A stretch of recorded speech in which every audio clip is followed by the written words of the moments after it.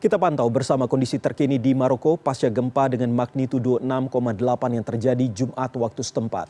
Saat ini bergabung Duta Besar RI luar biasa berkuasa penuh untuk Kerajaan Maroko dan Republik Islam Mauritania, Hasrul Azwar. Halo, selamat siang waktu Rabat dan selamat malam waktu Jakarta. Pak Hasrul, apa kabar Pak Hasrul? Alhamdulillah, kami semua sehat walafiat. Alhamdulillah. Baik. Kami berada di kantor KBRI Rabat. Baik, Pak Hasrul, ini berbicara soal kondisi terkini yang terjadi di lokasi gempa, tepatnya di Marrakesh kalau saya tidak salah. Ini bagaimana Pak, menurut pantauan Bapak? Apakah informasi yang kami dapatkan hingga saat ini sudah sebanyak 2012 korban jiwa yang meninggal dunia akibat gempa? Apakah ini memang akan terus bertambah atau seperti apa Pak? Ya, rilis terakhir dari Kementerian Dalam Negeri Maroko menyatakan pukul 10 malam tadi malam, korban tewas gempa Maroko sejumlah 2012 orang tewas dan 2059 luka-luka.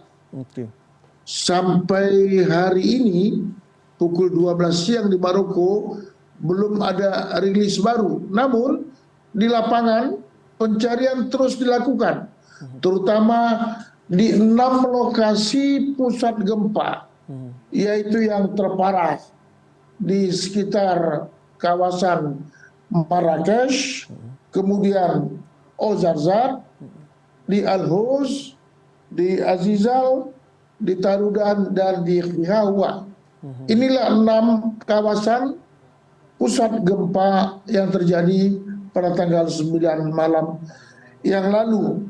Dan kemudian perkembangan lain, pemerintah Maroko telah menetapkan masa berkabung selama 3 hari, terhitung mulai tanggal 9 September 2023.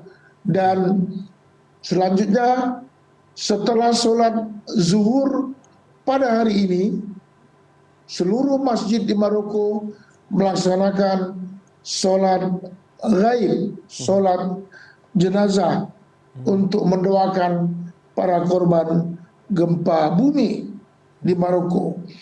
Kemudian beberapa negara sudah mulai berdatangan ke Maroko untuk membantu tim yang ada di Maroko. Sudah masuk tim dari Spanyol dan juga tim dari Tunisia. Dan tadi pagi gempa susulan terjadi berkekuatan 4,5 skala Richter, namun tidak ada korban, tidak ada rumah yang runtuh seperti yang lalu. Jadi Maroko ini termasuk juga rawan gempa. Tercatat sudah ini ketiga kali gempa di Maroko. Yang pertama tahun 1960 di Agadir, itu menewaskan 12.000 orang.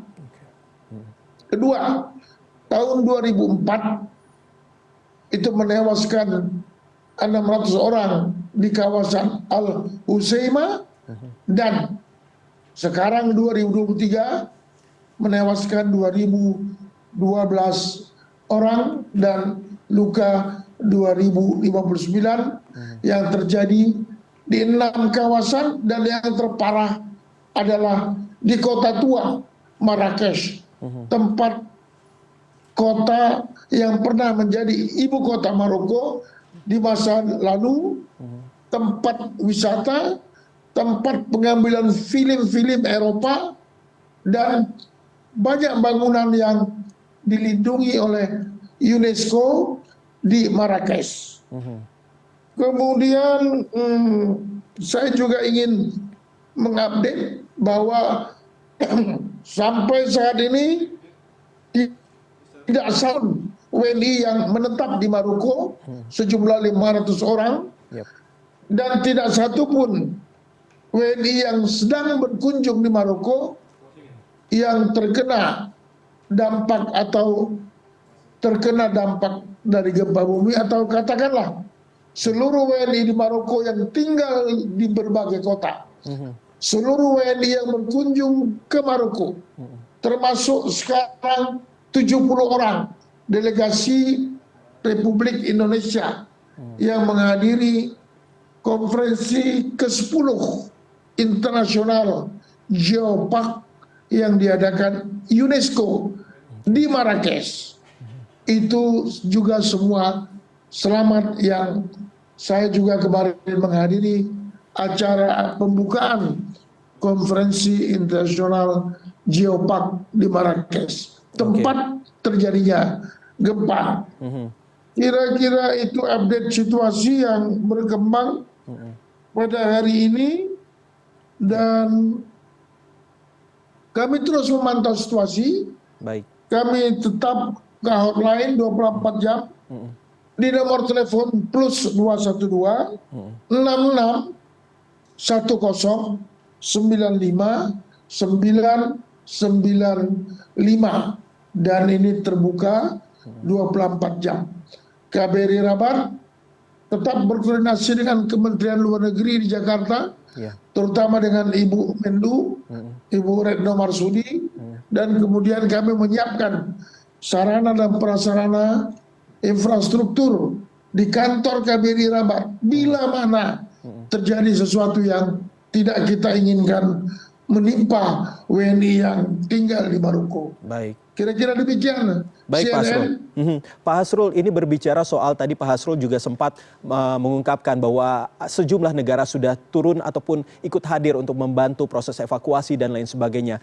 Bagaimana dengan arahan dari Bu Menlu sendiri terkait dengan bantuan yang akan diberikan untuk warga yang ada di sana ataupun bantuan terhadap pemerintah Maroko dalam mengevakuasi para korban itu sendiri? Sudah ada rencana Badan Amil Zakat Nasional Republik Indonesia, Basnas, untuk datang menyalurkan bantuan ke Maroko. Kami langsung berbicara dengan pimpinan Basnas, Ibu Saidah Sakwat. Namun sampai hari ini pemerintah Kerajaan Maroko secara resmi belum menyatakan meminta bantuan internasional, belum juga menyatakan kalau ada bantuan kemana harus kita berikan, belum ada. Belum ada pengumuman untuk itu, dan belum ada berapa lama masa tanggap darurat, yang ada masa bergabung. Ini yang sedang kami tunggu pengumuman resmi dari Kerajaan Maroko.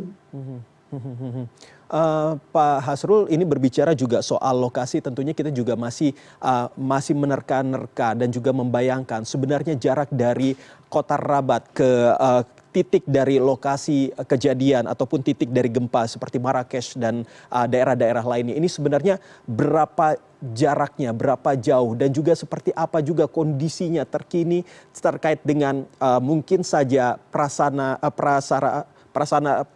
begitu yang ada di sana, seperti halnya jaringan telekomunikasi dan lain sebagainya. Apakah semuanya berjalan cukup baik ataupun justru menjadi terhambat dengan adanya kejadian ini? Pertama, perlu dicatat bahwa Marrakesh adalah kota tua. Kota daerah tujuan wisata masyarakat Eropa selalu berkunjung ke Marrakesh. Sarana prasarana di kota Marrakesh sangat lengkap. Hotel-hotel bintang 5 di Marrakesh sangat banyak. Itu pertama. Jarak antara pusat ibu kota Maroko di Rabat, di mana kami tinggal sekarang, dengan Marrakesh kurang lebih sekitar 3,5 jam perjalanan, atau kurang lebih sekitar 325 atau 340 km yang ditempuh dengan jalan darat lewat jalur tol. Nah, ke pusat gempanya lagi di kaki pegunungan Atlas itu kurang lebih sekitar 70 sampai 80 km. Itu titik pusat gempa yang paling dahsyat di kawasan Marrakesh. Itu jaraknya, jarak jauh antara Rabat dengan pusat gempa. Kalau jarak Rabat dengan Ozarsat itu jauh lagi, kurang lebih sekitar 400 km. Jadi di 6 kawasan ini yang banyak menimbulkan korban berjatuhan, tewas. Ada bangunan yang runtuh sama sekali, korban tertimbun, dan saya sependapat dengan Anda bahwa saya yakin ini korban akan bertambah. Karena mereka sedang menyingkirkan reruntuhan bangunan, mencari korban-korban di sekitar kaki Gunung Atlas, dan kemudian mencari berbagai korban yang mungkin belum nampak di sekitar kawasan yang saya sebut tadi, apakah di Tarudan atau di Azizah. Kira-kira begitu gambarannya. Baik, Pak Hasrul.